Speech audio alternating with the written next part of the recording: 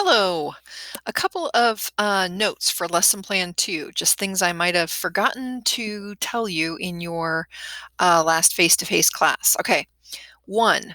For lesson plan 2, you are only going to teach one new phonics feature. That means if you know that there are 3 digraphs that the student needs to learn, you pick one of those to teach.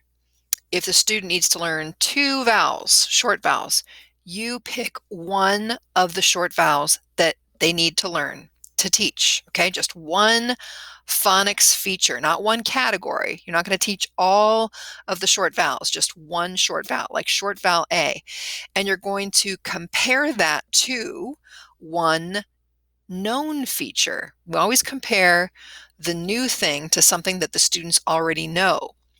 Now, the important thing for you to remember is you want to compare the new phonics feature to a known phonics feature, and you'll know what they know from the DSA.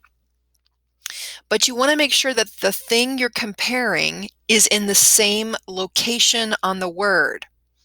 So what I mean by that is if you are teaching kids the digraph SH at the end of the word, then pick a known feature that is also at the end of the word.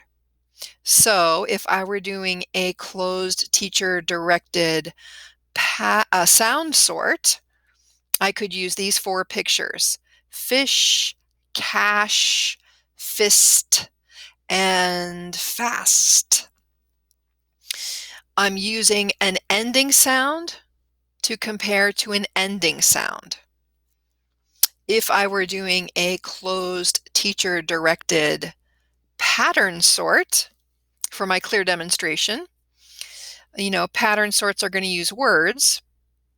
So if I was using a pattern sort, again, I would make sure that the feature occurs in the part of the word that I am focused on in both the new target and the known target. All right, so fish, wish, past, west.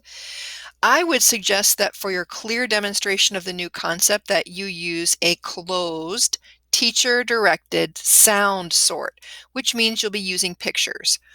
For some phonics features, especially if you're teaching a digraph or a blend in the ending position, it might be hard to find enough pictures that show the kinds of words that you could sort. So if you do end up using a pattern sort, which means words, you have to be careful that in a pattern sort, you only use phonics features the student would know. Only fair words. Remember how we used to look at fair words? Well, that means that if a child is learning the digraph SH, you know that they know consonants, short vowels, blends, and so those are the only things that you can use if you were actually creating a closed teacher-directed pattern sort. I think most of you will use closed teacher-directed sound sorts, so you don't have to. In a closed teacher-directed sound sort, you're not worried so much about what the words are spelled like because your students aren't reading words, they're looking at pictures.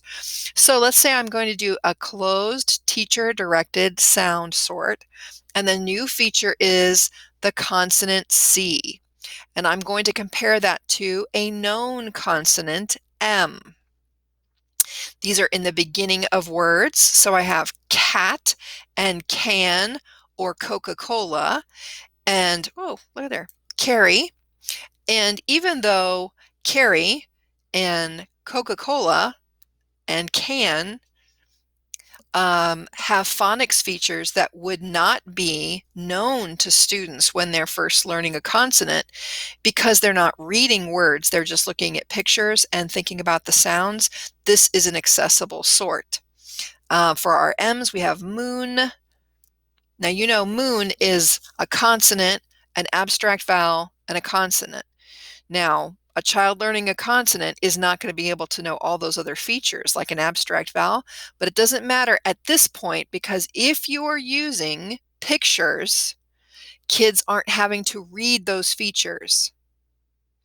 But if you are going to use words, So if you're going to do a closed teacher-directed pattern sort, be very careful that you read through the features of the words you're using to make sure that they are all accessible to your student. All right. The third thing I would tell you is if you are doing a short vowel lesson.